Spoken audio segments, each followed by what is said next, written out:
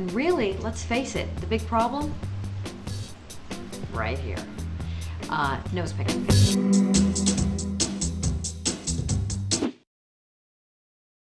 Hi, this is Daphne Brogdon from Cool Mom. And here's a question for you. With all the flus, swine flus, all that jazz going on, and especially if you have more than one kid, how do you keep them from getting sick from each other? I mean, it's hard enough with the preschool and the playgroups or whatever, but recently my 4-year-old, they thought she had the flu, the regular flu, and we're still not totally sure if she did or not.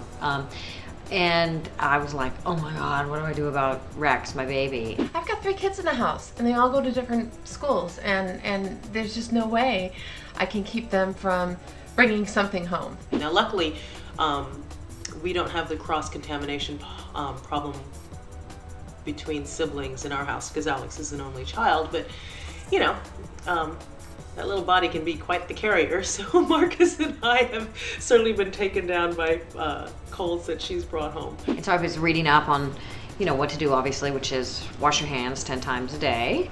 And really, let's face it, the big problem? Right here. Nose picking. Apparently, that's a place where viruses can really take hold. This season, I've started to get a little bit, you know, more fastidious about hand washing, you know, the whole thing you were talking about, Daphne. So, you know, and Alex, sometimes she's like mining for gold up in there. So, I've gotten really, fastidious about making her wash her hands quite frequently. We can do like Karen says and wash our hands 10 times a day, and we do. One universal truth about motherhood is that in the first year to year and a half of your baby's life, you will be sick more often than the previous 5 years.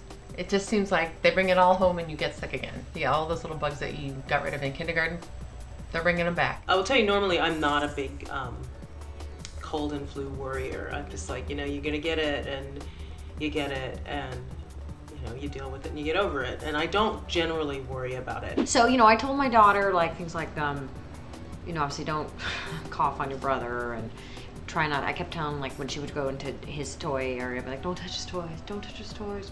Or if he grabbed a toy and she'd start to pull it away, I'd be like, no, for now on, if he already has the toy, there's no sharing. Toys, I agree, Daphne, don't share them as much as you can. However, the germs are in your house, and it probably wouldn't kill Rex to get a few of the more benign viruses. Of course, there's the scare with the H1N1 virus, and if you can't get that vaccination for him, I think I'd probably be more vigilant. H1N1 is starting to make its rounds here in Houston. I'm trying to get her into her pediatrician to get a flu shot and an H1N1 shot, but they keep running out on me. I'll keep calling, and hopefully we'll get that taken care of as well. I think I'll breathe a lot easier once that happens. Parents tend not to take things seriously when they haven't experienced it firsthand. And so I really depend on parents to be vigilant about their children and what they might have. So I guess I'm asking y'all, like, what little tips you do, things you do to try to keep one typhoid Mary child from infecting everybody, or maybe is it just like trying to hold back the tide with a broom? You know, it's just impossible. And let's just be more honest about that.